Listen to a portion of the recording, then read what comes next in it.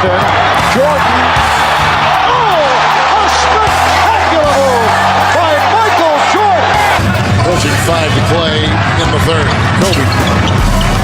Crawford. Hogan. Oh. Bring it on, Kobe, baby. You are now tuned into the chat room. Your favorite baller's favorite podcast. All right, once again, you are tuned into the Chatroom Podcast. I am the Senator, and with me today, I got MJ. What's going on, people? And we got Coach Francis. What's going on, y'all? Now, we try to include a lot of different people into this. We're trying to bring a lot of different eyes and ears and experiences to this podcast. As you've already seen, we've done our hip hop crossover with the Not So Soft podcast, and we've had players on here, but today we decided to bring in coaches. So not just Coach Francis, we decided to bring other coaches on to give their experiences and their insights on basketball too. So I'm going to let them introduce themselves. You just say your name, say where you coach, say how long you've been coaching, and then we can get started. My name is Omari and I'm going my first year in coaching, head coaching the women's basketball team at George Brown College in Toronto. My years of coaching have extended from various clubs, from SBA to Mamba to CCYA and also doing a lot of grassroots programming with Toronto Raptors for many years. What else again? Sorry, forgot the last part. Oh no, just little experiences, what you've done, all that stuff. You killed it. Oh, yeah. I killed it. There we go.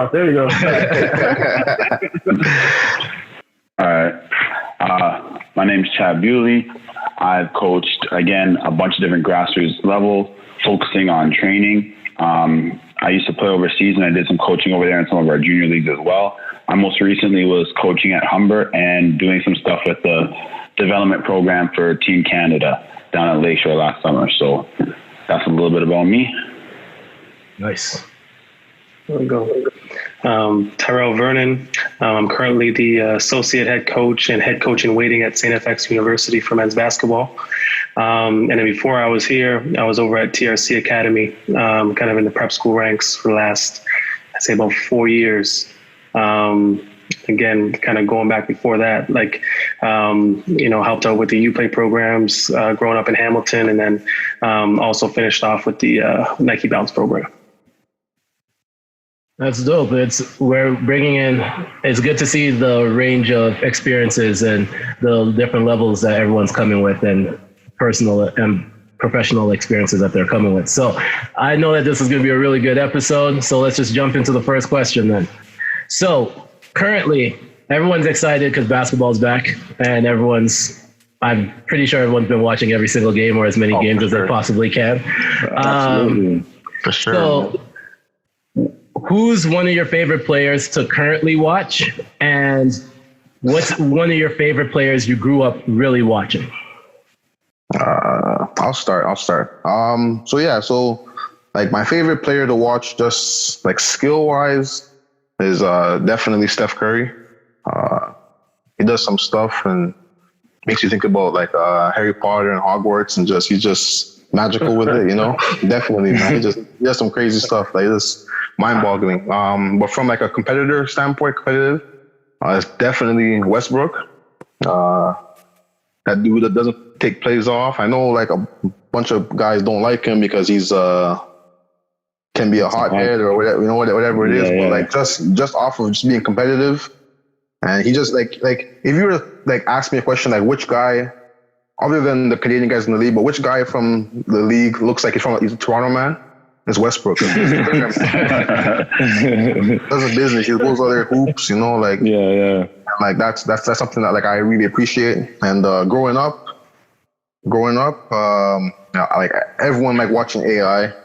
If you're from Toronto, everybody loved watching VC. I had VC posters on my wall and everything. So those are two guys that you for the culture. AI had the braids. I had the cutoff sock. I had everything on my arm.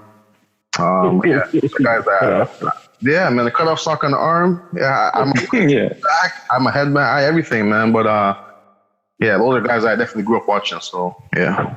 Cool. I'll jump in. Favorite player right now has to be Luka. He is incredible. I saw him when he was younger, when he was playing 14, 15 out in Spain, and some of the stuff he was doing over there in the ACB. And I knew that guy was going to be special.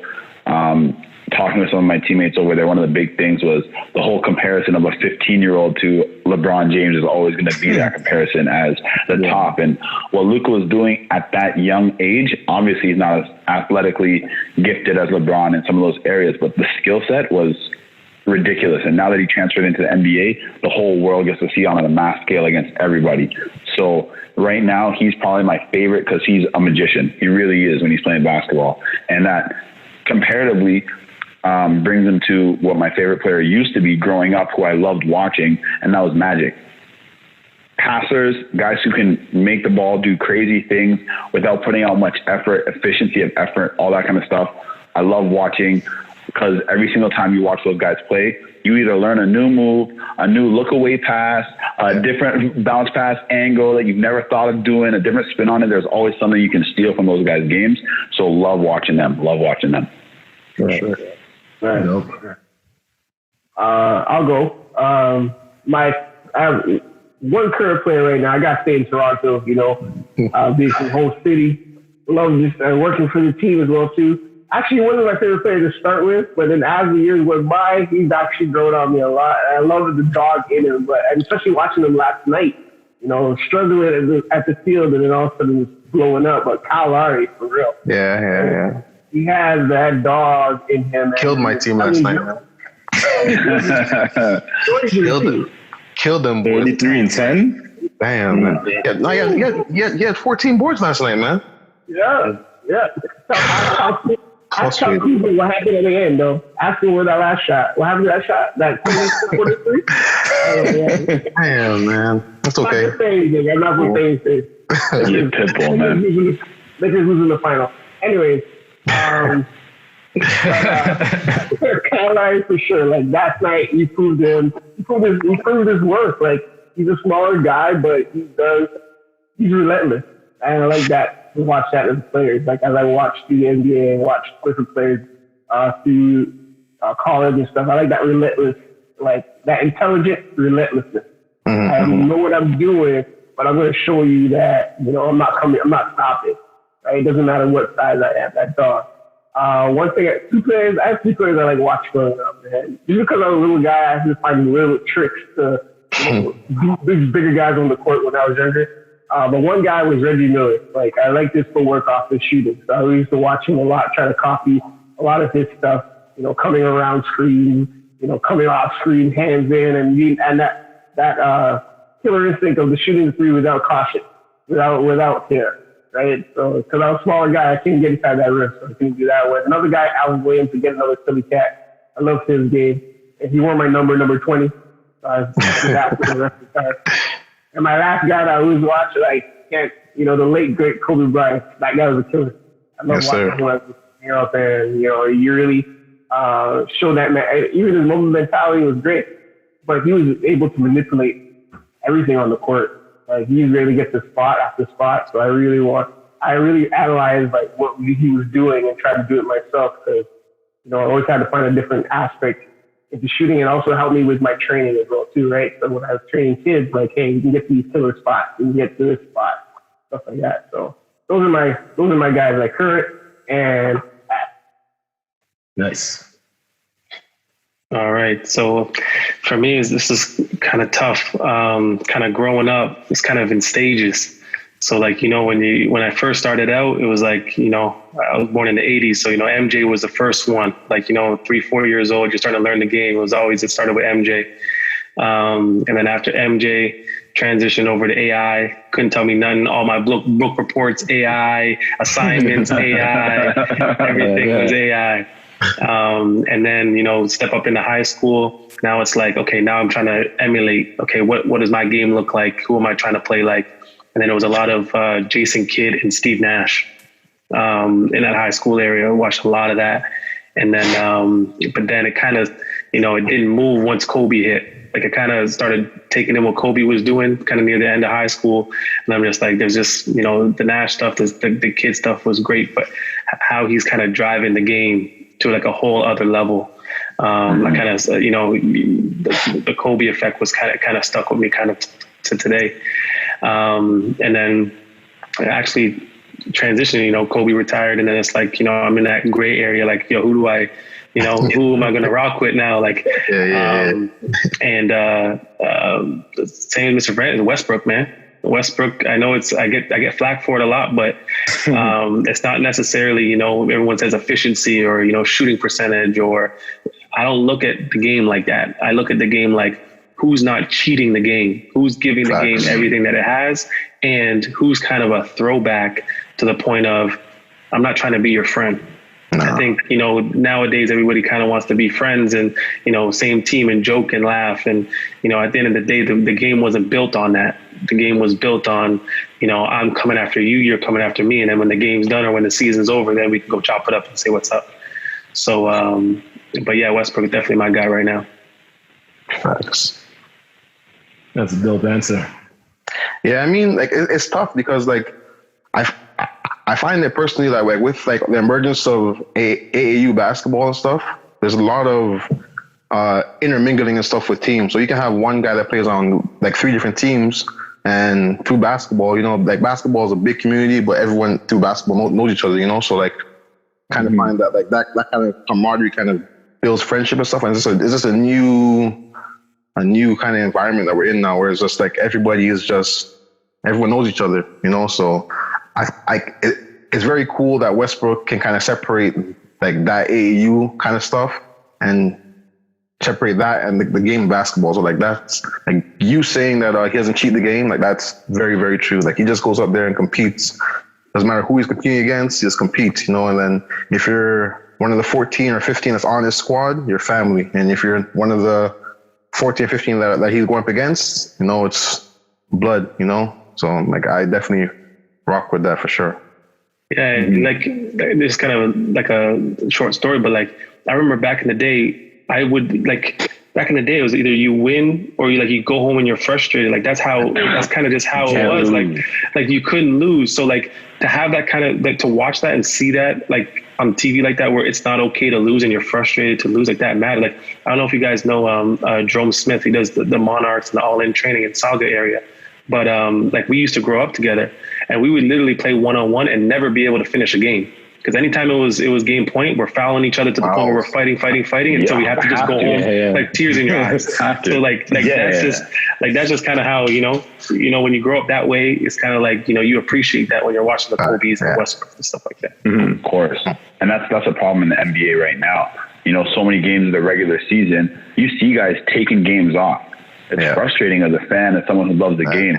I mean, TV, you're talking about respecting the game and giving it all you have, man. When you're watching pros who are making millions of dollars give away games because, today doesn't really matter to me, that's tough. And you'll see Westbrook, 50,000 games out of the playoffs, down 100, screaming at guys, fighting and clawing every step of the way. Yeah. So you're right, 100%. You have to respect those type of players because that's what drives the game. That's what drives everyone in there and pushes everyone to be better. And that's what's going to make the next generation better tomorrow as well. So huge.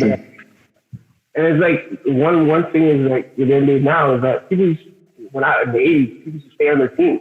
All the superstars would stay on their teams, and it'd be a rivalry.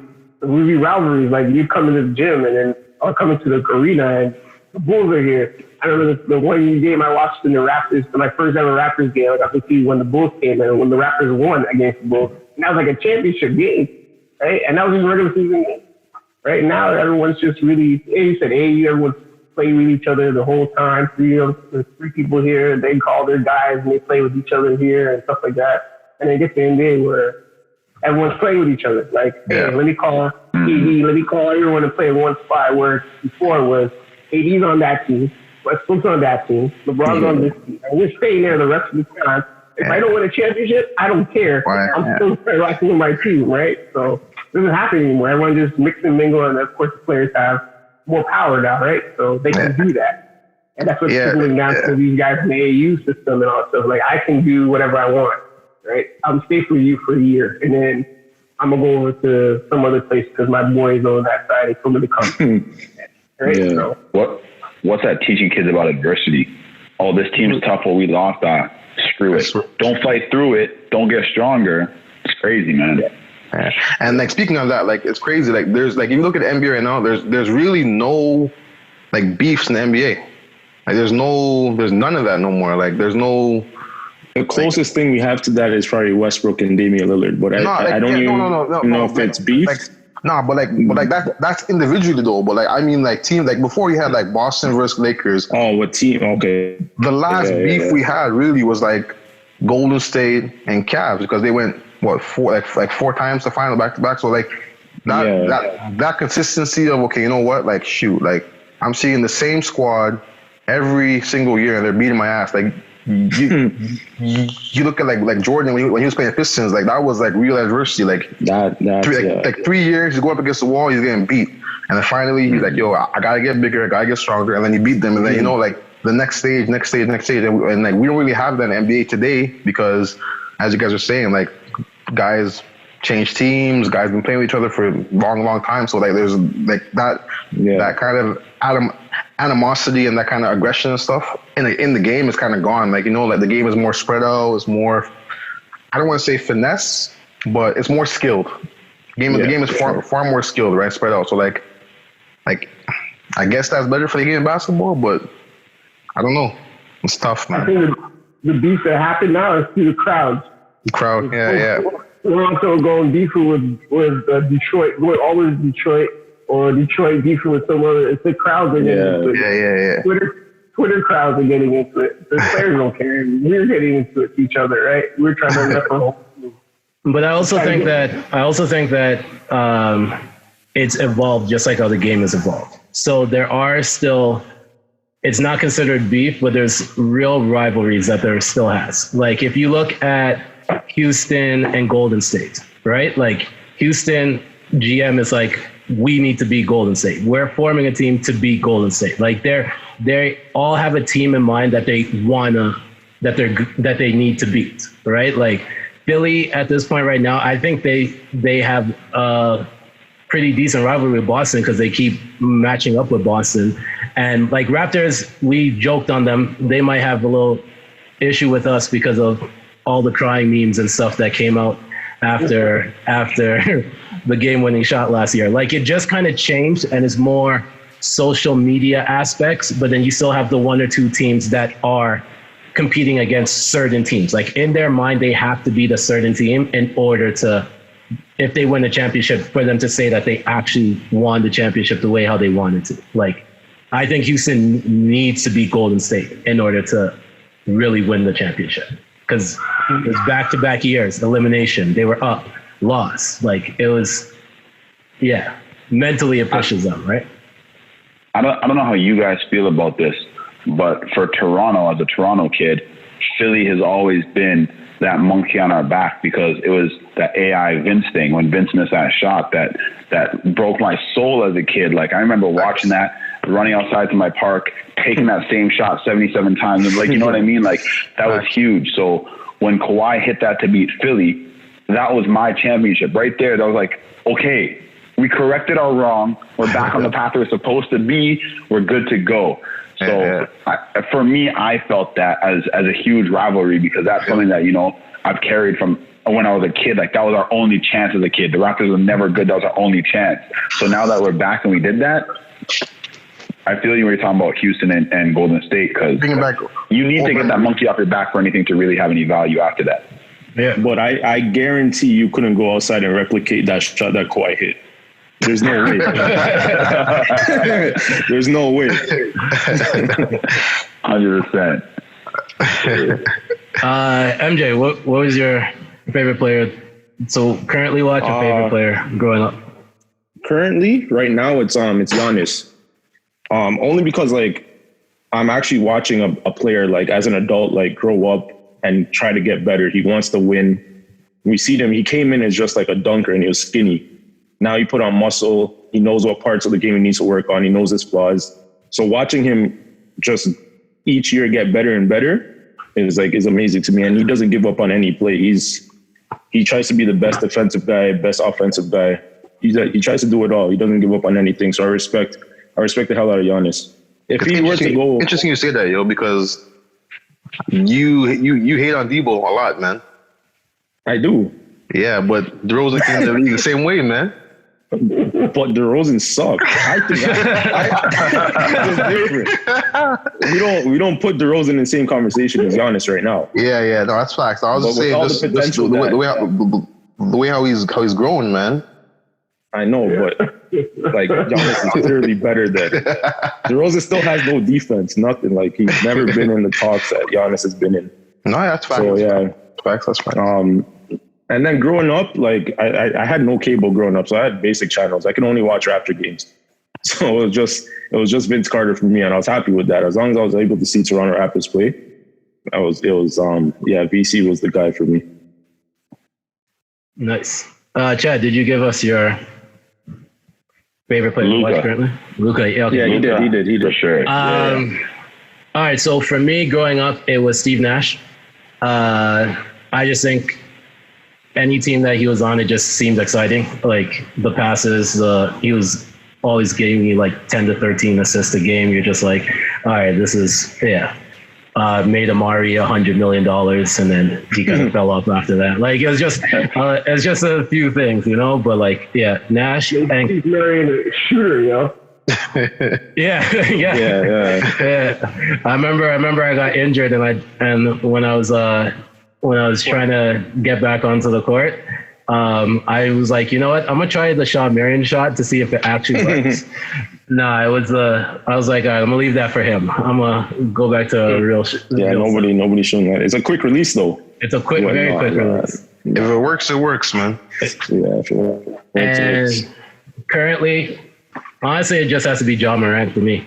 I just think that he's just exciting to watch. I think that his never back down attitude, he has like a Russell Westbrook attitude that he's not scared of anything. So like to see him come in the league like this right now, to see what he's been doing all year, and being able to be a fan of him from now and not wait till like 4 or 5 years later when he's like really in talks for like MVP and stuff, and that's when everyone starts, oh my gosh, we're gonna jump on the Ja Morant train. But like from the draft being like, I think he'll do amazing stuff in the league, and then watching to see what he's been doing, I was like, all right, like this is the one that I want to keep following. Mm-hmm. So I got a question for all the coaches. As a coach, if you had your own team and you could assemble your own team, which player would you choose? A prime LeBron or a prime Kobe? Quick. Before we answer, do we have any huge LeBron fans in the group right now? We got one. Yeah, there's one. Okay. You got to be careful then. You got to be careful.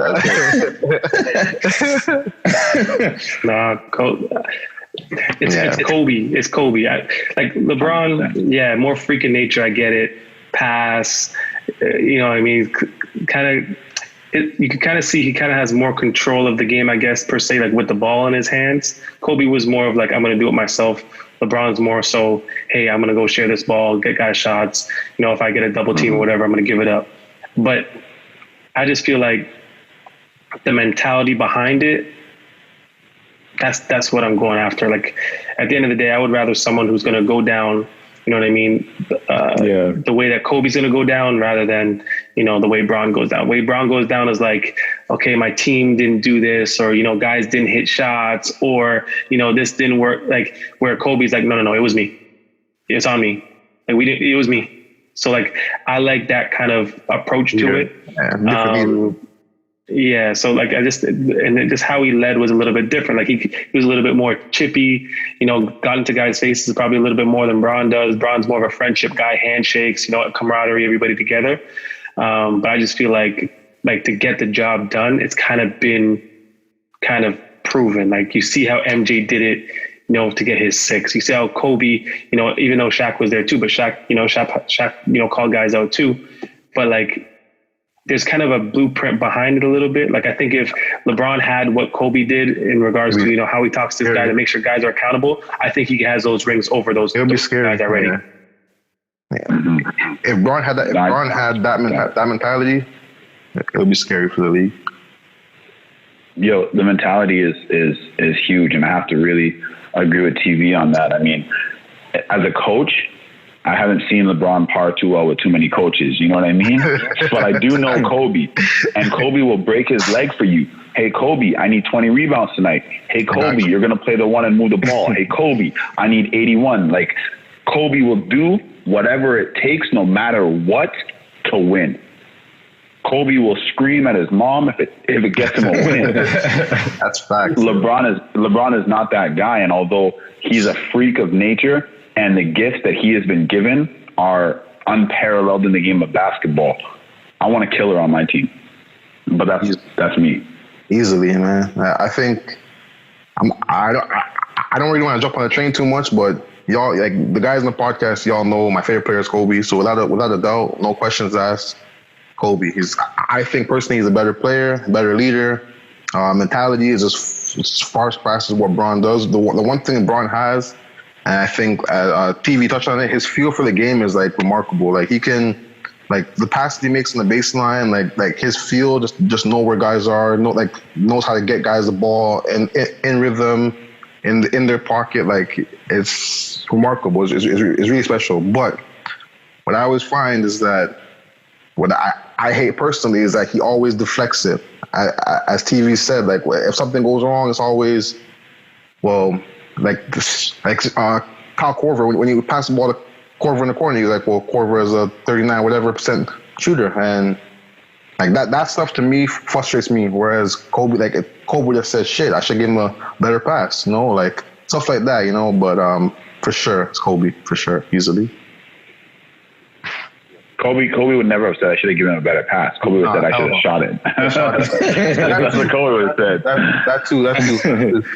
But people forget Kobe averaged like 5 assists a game, 6 as a scorer. So when guys tell me Kobe like it's a hog and stuff, I'm like, y'all are just speaking out of your ass. Y'all like look at facts. Don't look at facts, but it is what it is, man. I think for me, again, on the bandwagon, Kobe Bryant would be my primary pick. But I think between both of them, like LeBron and Kobe, I think the how you say it, their path to where they've gotten to is almost the same mentality, because I would say like the only difference is that Kobe started in part of the conferences, different conferences. So the West has always been, not say strong, but just more systematic in certain things. So you had to push through and learn about different systems. And then Kobe was great, but he wasn't great until Phil started getting his hands on him and started molding into what he was going to be at with 5 championships, right? And then LeBron, he's just a freak of nature. That's how you do with a 18-year-old, 6'9", almost 6'10" guy that can do everything in the court. And then when the East was more of a blue-collar play, right? So when he first came in, he was killing guys. He was doing everything. He was trying to throw the clutch shot up, doing everything. But then I guess he realized that in order to maintain his longevity, he said, you know what, how do I change this? And now he turned himself into, okay, the East is very easy to pass these things and get other people involved. But now as you see, he's in the West and he's like a different beast, right? With the 8th team in the West is the 3rd team in the East. It's the 3 in the East, right? So it's just a different mentality. The paths are different, but 100% Kobe, because that guy's just, his intelligence, the way he grew his game just by asking questions and being detailed and pushing. He just, as you said, the documentary, MJ documentary, last day. Yeah. Right? He said it in his thing. Everything that he has done was taught by MJ. MJ did everything for him. So we saw the relentlessness. We saw I'm not gonna be accountable with my teammates, all that stuff in real life before we got to see MJ do that documentary. You see the similarities of what their paths were. Yeah, exactly the same. We got to see Kobe go through it, and not like see MJ go through it because we're younger kids. We don't know anything, right? We saw MJ go through the magical of his game. So 100%, I would say Kobe Bryant because that guy is, he doesn't matter who he put with him. Paul Gasol, Andrew Bynum, doesn't matter. Kwame Brown, he's still going to do He's still going to do his average. Right? So Kobe Bryant, 100%. So before we move to the next question, I want to give MJ the chance to say something because everyone chose Kobe, and as the LeBron resident on this podcast, we have to give him a chance to say something. I just have a question. I just have one question. Here we go. Coach Mike Brown coached both LeBron and Kobe. Who do you think he enjoyed coaching more? Kobe. And just remember the look that Kobe gave him before he got fired. Go ahead.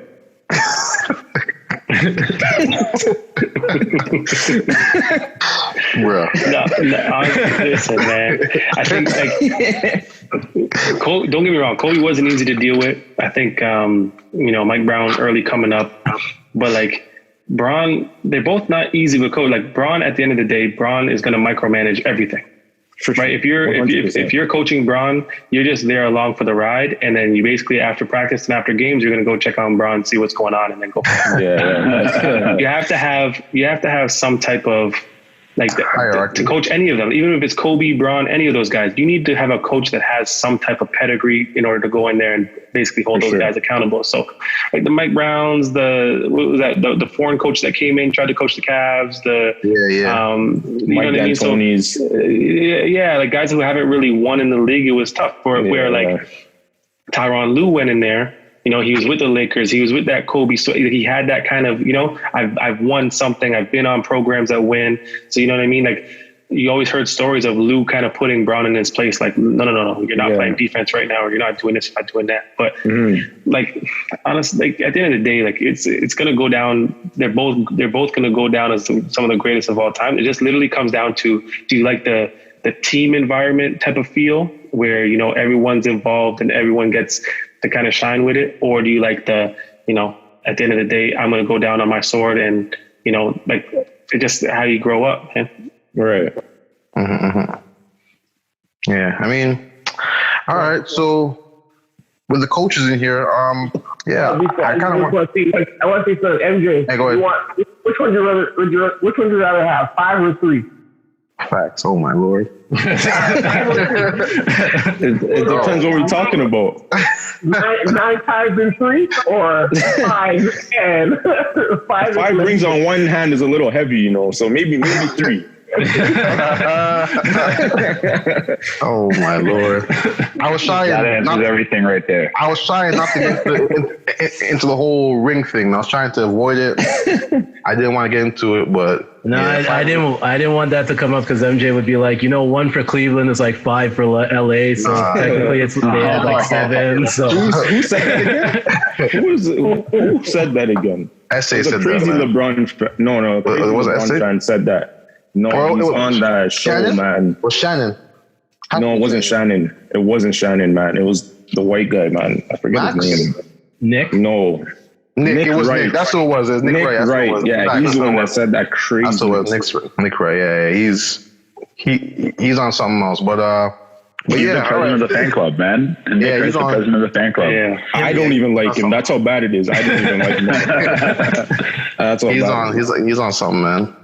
But because the coaches in the room, kind of want you guys kind of take us through your journey. Like, how did you guys get to like where you are? Like, what was that kind of like for you guys? I'll go first, man. So my journey started. My experience basically was a snowball. It's a snowball effect, really. I started high school with the Raptors in high school, doing like grassroots stuff for them, going around remember the free clinics that had like David Stoudemire and all the guys come around and do like a Ryerson University and stuff like that. So I was asked to help out with like the little kids, and then eventually when I was doing that, they liked what they saw and they said, "Hey, can you come around and do some more stuff?" So again, started there and it snowballed into more and more as we go through the Raptors. And as we were going through the Raptors, started connecting with certain basketball clubs like Basketball Canada, Ontario Basketball, NBA Canada, stuff like that, and doing a lot more grassroots with them.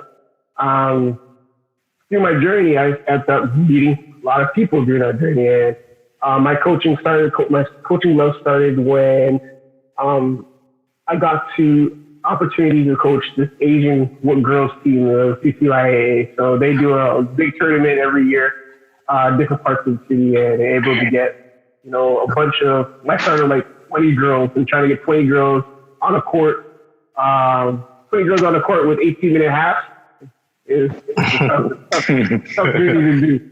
All right. Some people are going to be crying at the end of the game. But yeah, I started there. And then again, it just snowballed into more and more coaching around the city, different clubs that asked me to, help out here, do something there. And then, as I got into 2009, 2010, I heard that Centennial College, the women's team was being rebuilt, right? They didn't have a varsity team for a long period of time. So one of my friends on that team, she's like, man, our team sucks. Like, can you just help us?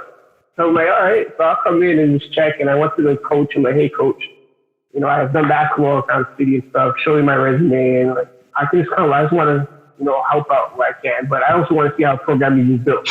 Like, how do you build a program from not being in it to being in it? So they all said, cool. I sat down in private for a week, and the girls would come to me, and these girls, they were great. They were good girls. This basketball sense. The lack of IC wasn't always there.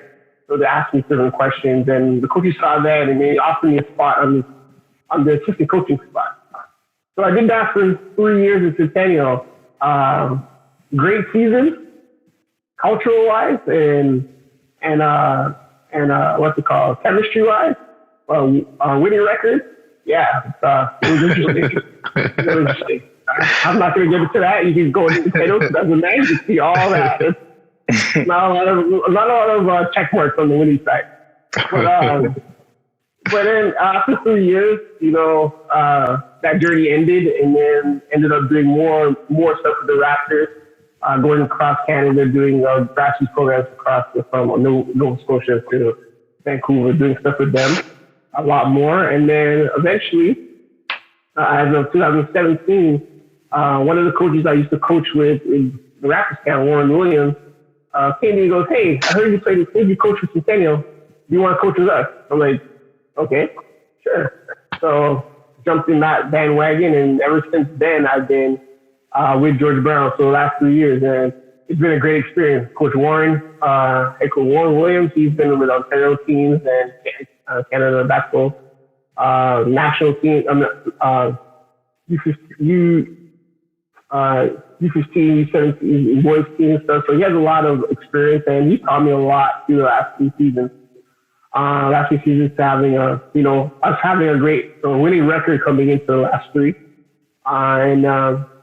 So from the past till now, it's just been a lot of getting experience with other coaches, other players, other spots. And so now I'm here where Coach Williams, he stepped down for this year.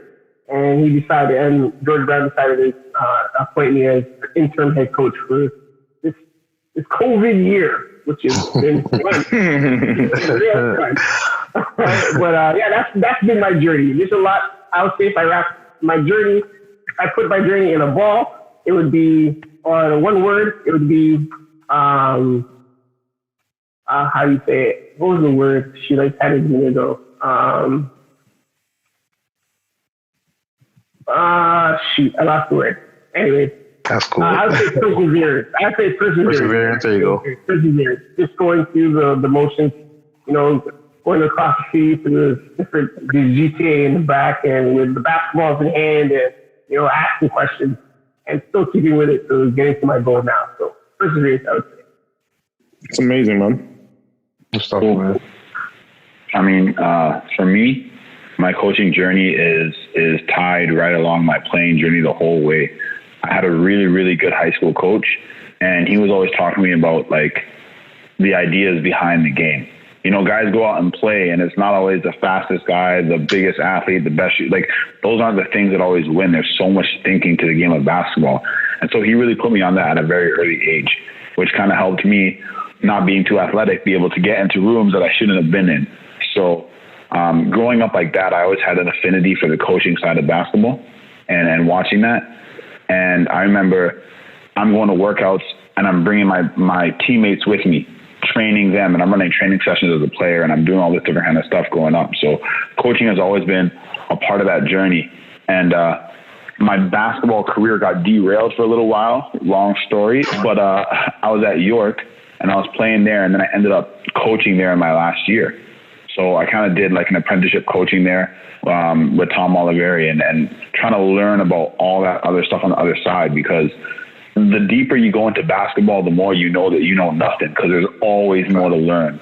And so being on that really kind of opened my eyes, like, holy, like, I'm a basketball player. I think I'm amazing. I don't know anything about this sport that I've been playing for the last 10 years, like trying to really deep dive into that. And then I got back into playing, and from that point on, it was always like, my goal is to end up coaching.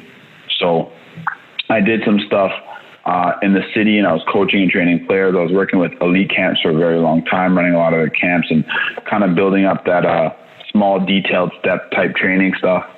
Went overseas and I was coaching a lot of their junior programs, and I was just loving that, like taking your own team and building it the way you want and putting your blueprint down on your style of basketball and being able to see it. It's like being an architect. So that thing has always kind of fascinated me. So when I was overseas, my coaches at Humber knew this.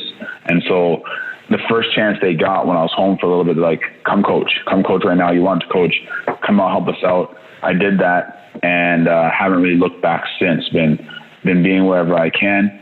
COVID kind of put a damper on all this basketball stuff, but I still get out with a lot of my guys one-on-one.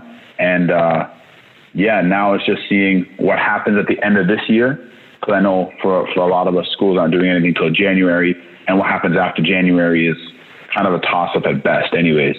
So trying to find a great situation and find some great players and find some good homes for some of my guys starting up next year after this whole confusing year happens, because with eligibility and stuff, there are so many players who have lost out due to this. So for me during this time, my whole thing is trying to make sure that their careers don't get derailed and they just leave basketball on the side because a wrench has been thrown into all of this. So that's kind of my focus right now with coaching and with some of my players, and just kind of the short form for how I got to where I'm at now. Good stuff, man. That's great. See, mine, it was a little bit like I didn't have that kind of, coach back in the day to kind of really kind of school me the way kind of like Chad's did, but it's kind of still kind of connected. Just basically, me growing up, and then kind of in the later part of my career, kind of I used to be more of a scorer when I was younger, and then being more of a point guard when I was kind of, later in my career. You kind of had to look at the game like a coach. And, when I was playing my last couple of years at St. FX, and then when I went on to, I did some overseas stuff, had some deals out there, but the money wasn't great. So I ended up coming back, played with the Saga Power, ended up doing teachers college at the same time. But it was kind of, at that time, I was never thinking of being a coach, to be honest. It was literally just, give this basketball thing as a player everything you have. And then, to be honest with you, it was kind of like when it was almost coming to an end, I was almost looking at myself like, well, what do I want to do next? Right. So, and then that's when I went to teachers college. I said, you know what, I'm just going to go teach. And then if I just coach locally, then I'll just coach locally. But then I ended up coaching, my last couple of years. I would help out with youth play, like with my younger brother was on the same team with Shea in Hamilton. So I kind of started working with their point guards. And I'm like, shoot, I don't mind this. And then I would go, do some summer league stuff. Me and Chad were teammates for most of it. And then, I'd go back to the community and I'd do some more community work. And I'm like, I think I could do this. But at that time, it's not like you could just come out of what we were doing and go into, a college or university and make the money, that would be, beneficial to live with. So I'm like, all right, let me just go to teachers college, be a teacher, go that route. And then, again, right almost near the end of teachers college, I got a call to go over to TRC Academy. And then, first year there, I was a teacher. So I was a teacher and I was a trainer. and some people moved on, and then I took over for the head coach that first year. We ended up going to the finals of the OSBA the very first year. We lost by 2 points to Orangeville, Ignis, a bunch of those guys over there, and we were young at the time. So then right away it was like I never coached like on a high level like that, and then we kind of made it to the highest level of high school basketball in the country. And then you're getting the people saying you could do this, you could do that, like looking into it differently. But that whole year I was looking at it like, what would I do as a point guard? How would I do things? If I was just talking to my teammates. And so looking at it that range, I was never looking at it like a coach. I was just looking at it like, if I was playing with these guys, what would I want to see? So it's actually crazy. So the whole year we were running pack line defense, but I didn't know that it was pack line until 2 years later. I was sitting and talking with some higher level coaches, and they're like, "Oh, that's pack line," and I'm looking at them. I'm like, "What's pack line?" But it was just like I was doing what I was doing as a player that was right, but I just didn't know the terminology of things. So then again, after the first year, went to the finals. Next year, a bunch of guys came back. We ended up having 6 D1 guys that year. We ended up winning the championship that year. We lost all those 6, kind of retooled a little bit. We won it again. Definitely underdogs that year. And then, at that time now I'm like, okay, I have an identity, offense, defense, what kind of kids that I want to go after. Just knowing kind of what I am as a coach, trying to build that identity. Mind you, the whole time I'm doing this, I'm calling Coach K, because he was my coach in university, and trying to help me with that identity, help me with, how to practice plan, how to implement things and build a culture. And so he was kind of following my whole journey. And if you guys don't know, like, Coach K is the winningest coach in Canadian university basketball, right? Been doing this he's going on year 46. Yeah, it's crazy. So when he saw, I think it was around the time when I won the first championship, going into that second year, I got the phone call from the athletic director, and they're kind of like, "Hey, listen, Coach K's, he's going to retire, can't do it forever. So let's try to work a succession plan together, where, you work with him, and then, he retires and then you take over afterwards." So then we ended up, again, that was right before we kind of won the championship in Ontario that last year, and then kind of moved my way over here. And then it's been kind of great ever since. It's kind of like, obviously I love the high school level and the prep level. But once you get to this level, like the university level, college level, it's more in depth. You kind of feel it's more of a basketball purity to it. You kind of put more time in, instead of dealing with, parents or, everyday things that go on. It's kind of like you can kind of go definitely dig more into the basketball and get to know your players and just skill work and stuff like that. So, but yeah, that's basically it, man. Long-winded, but that's it. That's good, man. That's good, man. That's good. That's good. Yeah, I mean, like, the biggest thing I noticed with this level, like I'm ACAC and stuff, and the biggest thing I noticed is not necessarily the basketball side of things, because at this level, guys know how to play basketball. They've been playing ball their whole life. So it's like, yeah, you want to fine tune some things and kind of get into playing your style of basketball. But for the most part, I've noticed, like, I'm just an assistant coach. I've been doing it for 3 years and stuff, but it's just been outside of basketball, like making sure guys are good, like making sure they got food, making sure they got somewhere to live, making sure like they're staying on top of schoolwork, making sure that they're not going through girl problems, making sure that they're staying out of trouble. Like that's what I've noticed. That's the biggest thing. Like, just getting them on the court. Once they're on the court, it's basketball, right? So, but yeah, I'm kind of just switching gears, kind of a little bit. What are some of your guys' like most memorable moments coaching? Like things that kind of like either kind of brought you to the next level, or things that are less like winning a championship, or seeing somebody that you've coached kind of get that next level and kind of accomplish their dreams. Like, what are some things that you're like, yeah, that was a big moment for me? I'd say for me, it's a pretty easy one. I mentioned how kind of my basketball career got derailed for a little bit, and going to Humber kind of gave me a second chance and kind of changed my whole life, got me back into basketball and got me doing things I would have never done otherwise. So that second opportunity, that second chance that really changed my life was so huge for me. My goal in coaching was to give that to other players.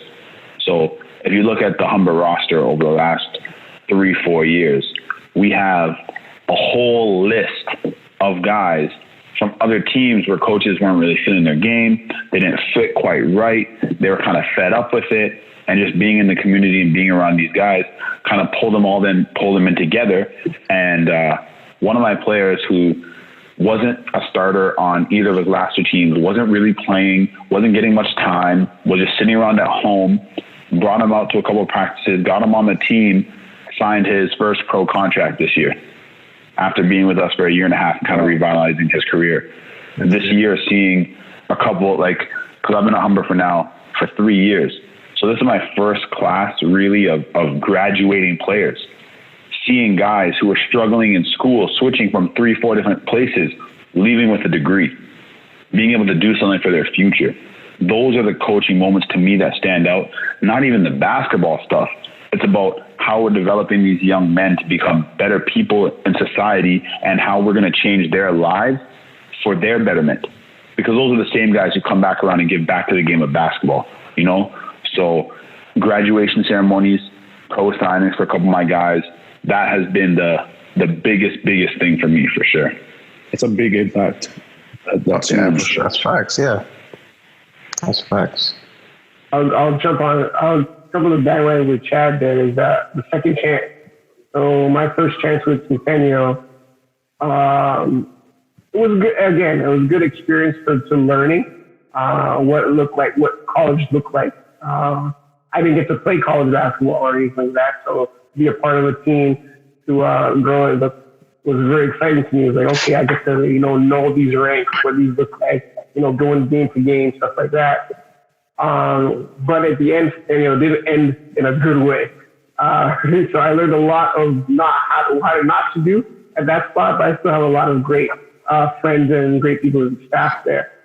But to have the second chance and able to do it the right way, with George Brown, Warren to come under his wing and gave me the opportunity to deliver my philosophy. I was a defensive coach for the last 3 years, and I got to deliver our defenses and able to create off of that and connect, and through all that we were able to have a successful season. So the second chance of just coming in and just getting to do it the right way and getting to the OCAA Final 8 2 years for the last 3 years. Didn't get to over the hump of the first round, but got there. I got there. I got to see that level of playing. And as you said, just with the women's basketball side, it's different. It's different connecting with them, because once you start with the family aspect, you still got to do the what, why, and how stuff. Try to figure that out part,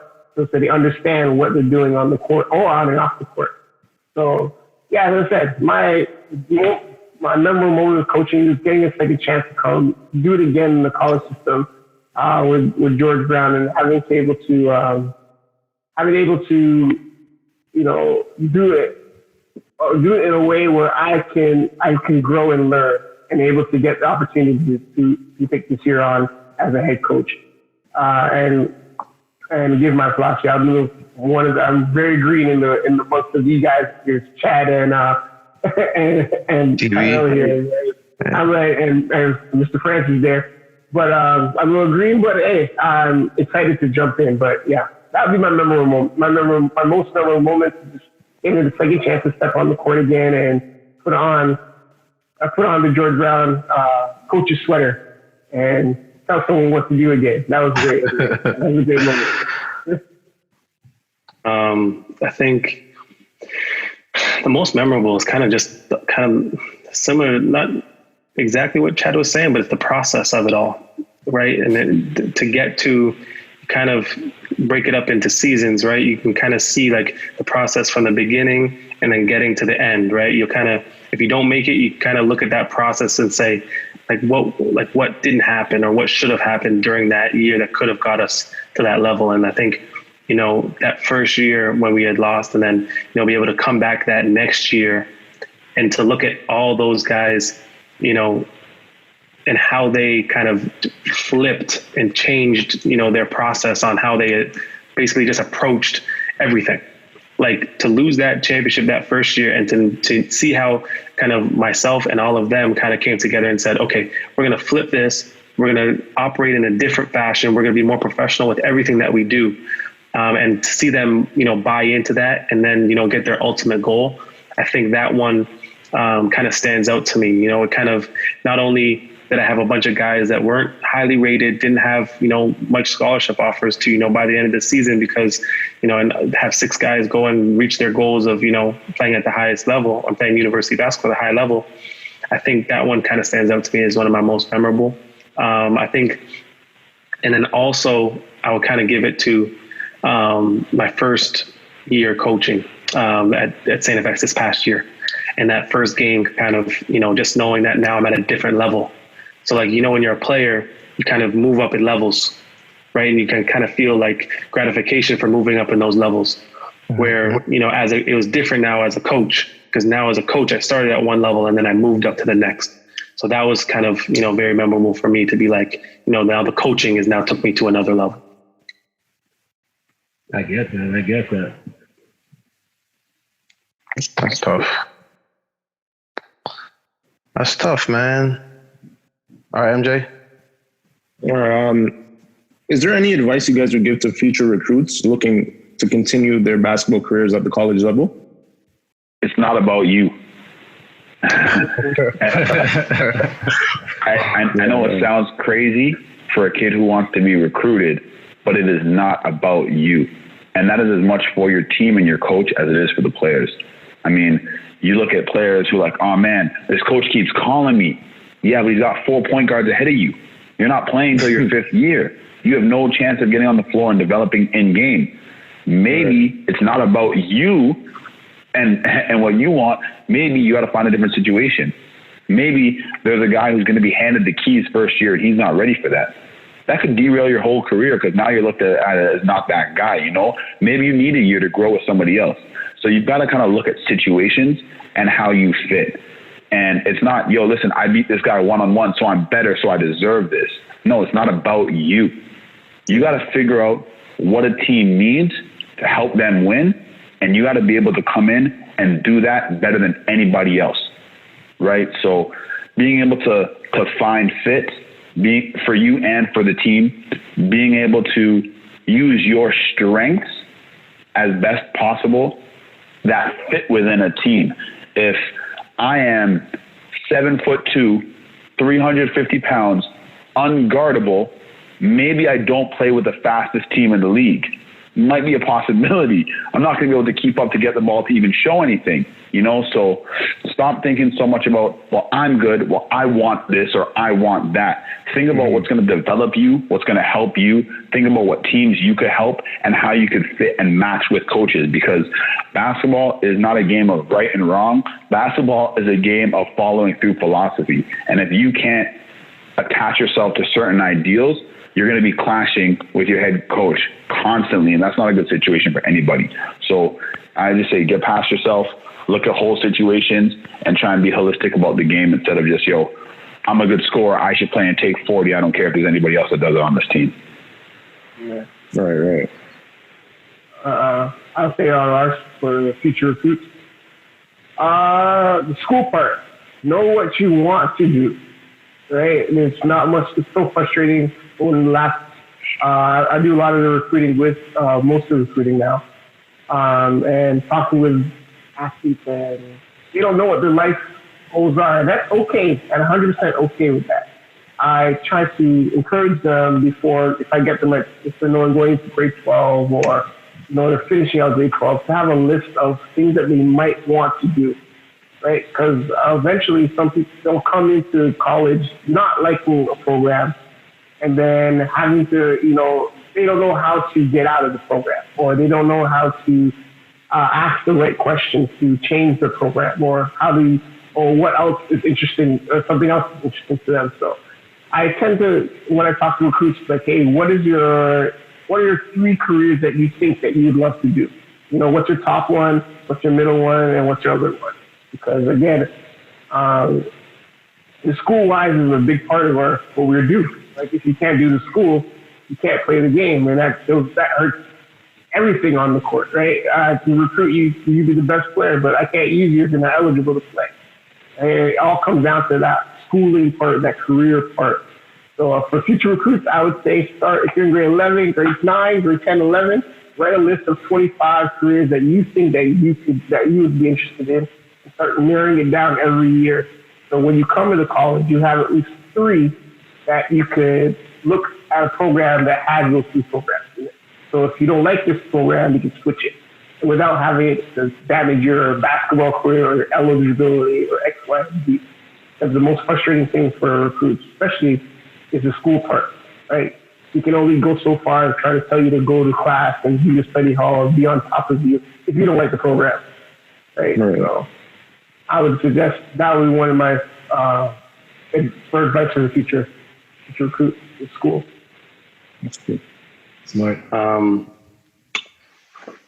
my end, it's kind of a tough one, but I would say kind of the main thing, kind of cliche, but incoming recruits, what I kind of gauge the most is, how much sacrifice and how much do you really love the game?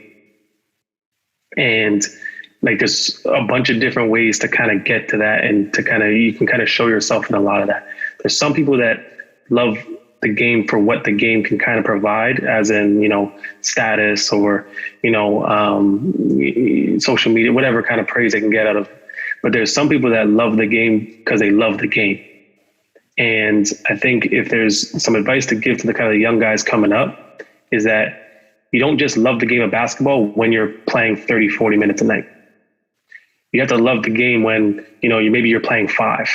Maybe when you're a freshman and you're just trying to, make a name for yourself, or, you're just trying to gain the trust of your coach, or, you know what I mean? Or love the game in the fact of, okay, maybe I'm lower on the totem pole this year, but at the end of the day, I'm not going to sulk because I love the game so much that I'm here to win. Because that's what the game's about. The game's about wins and being a part of a team. Basketball ain't tennis. Basketball isn't a single track and field sport, right? It's about winning. So I think that young kids kind of coming up into this, they got to gauge how much do they love the game into what everything the game kind of provides. And I think that's kind of, you kind of see it, like kind of what Chad was saying. It's like people, they expect to play because they have a certain skill set, or they expect to get things because, someone maybe told them that they could do this. But at the end of the day, when you're in those lines with those 15, whatever kind of how many players you have on your roster, you're competing from day one. And then once it gets to preseason, you're competing again. And then once the season starts, that lineup is kind of set unless there's injuries. So you have to be comfortable with, accepting change, understanding that, you have to understand that adversity helps. Because I'll tell you right now, the best things that happened to me were my worst times in basketball, to be honest. The two times where I got cut, times when, I thought that I should have made something, but I didn't. I didn't let that affect me to where I kind of showed myself as a negative person.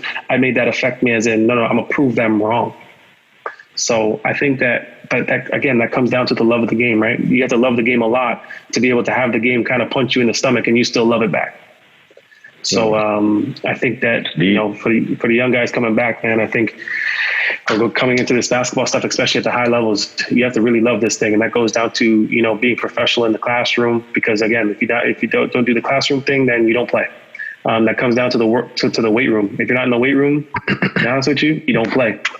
Or you won't get what you want out of it. Basketball, simple. So it's kind of everything, right? And it kind of translates, because once you give all that sacrifice and once you kind of buy into everything that it takes to kind of be the highest level of a basketball player, you go into any workplace in the world and you know what sacrifice is like, you know what teamwork is like, you know how to talk to people, you know how to open doors for people, and you know how to communicate. So I think all those things kind of jumbled up together, but I just put that into the love of the game. Facts. Dope. And at this point right now, this is where we want to give you guys the opportunity to plug anything that you're working on, plug your social media. This is just a chance for you to just let everyone know where they can find you and what stuff you're currently about to engage in. You know me already, man. It's a real deal. _Francis. Yeah, you know, just waiting to get back in the gym. You know, as Chad kind of touched on, like the CCAA, nothing's really going on until January. So it's just right now, just kind of getting guys ready for the start of the season. So, you know, like individual stuff or whatever they're doing, you know, trying to figure out like housing stuff and all that stuff. But yeah, like you can just find me trying to get ready for the season. You know, we're hosting nationals this year, so fingers crossed everything works out with COVID. You don't know, you know, but yeah, we're preparing for that, you know. So bringing back the same roster, got some recruits, so that's where I'll be at, you know. That's it. For me, it's at 21.drip on Instagram, or you can follow my clothing line at Drippy Supply. And yeah, that's where you can find me. You guys can check me out on Instagram, Coach_Chad_B, or you can check out at Synergy_League every summer in Toronto. Get all the best players out there, and it's just basically college and pros invitational only. The whole point of the league is kind of to branch those gaps so guys have people who can look out for them ahead of time. I know a lot of pro guys come back and want to find gyms, and a lot of college guys want to find pathways to get to where they're at. So trying to put all those guys together and create a good environment for that. And then doing training, so synergy training as well, all around the GTA for college level guys who are trying to find that one thing that can kind of set them apart, look over game film, all that kind of stuff, get really in depth with that training. So any guys out there who's looking for that, follow me on Instagram, hit me up, and we'll see what we can do. Me, I'm on Instagram, so Coach O.Wilshire, that's on Instagram. So I do also connected with Unity Sports, that's at Unity SE as well too. We do men's league Scarborough, and also dabbling into some grassroots house leagues for beginner basketball, you know, trying to initiate the passion, and the love of the game, basically. So if you have kids from ages 7 to 12 that, you know, right now it's through Zoom, unfortunately, and basically you can get, you hopefully can get to a gym, find a gym that, you know, that we can make our own, but for now that's what it is. And lastly, for any future women recruits, just go to CBC Huskies WBB on Instagram and hit me up there, and we can talk. Nope. Instagram TV.905. And again, man, just trying to get these guys ready for this season. Us as well at St. FX, we host nationals this year. You know, Coach K's last year, we're trying to send them off right. So guys just moving into town in the next couple of weeks, trying to be safe, follow the protocols, Yep. You know, and hopefully everything goes well where we can start get going and everyone kind of, you know, watch the game that we love. And, you know, hopefully the CEBL keeps finishing off strong, because I think that's going to be a good kind of determinant of like what's going to be happening with us, right? So keep your fingers, exactly. Let's keep our fingers crossed, and hopefully everything's back to normal as soon as possible. Nice. And you can follow me at the Senator, DASENATOR. Make sure to follow the Not So Soft podcast. We release episodes every Friday. Don't forget to subscribe to the YouTube channel for the Chatroom Podcast. It's at the Chatroom Podcast. And make sure to just subscribe and share this page and share the Instagram page with everybody. It's at the.chatroompod. So once again, we want to thank all the coaches for coming on. Yes, sir. Yes, sir. Your inputs and your perspectives were really great, and it's going to be well taken in by the people that are listening to it. We have such a different variations of audience that just appreciates basketball and wants to learn basketball from different aspects, which is why we want to bring in everybody from different levels so that they can get different insights as the podcast keeps growing and getting bigger. So once again, thank you very much for being on here. Sure, man. Sure. Appreciate it. Thanks for having me. And this has been the Chatroom Podcast, your favorite baller's favorite podcast. Make sure to subscribe, like we said, and be safe. Have a great one, and we'll Wash get your up to the hands. next episode. Peace. Peace.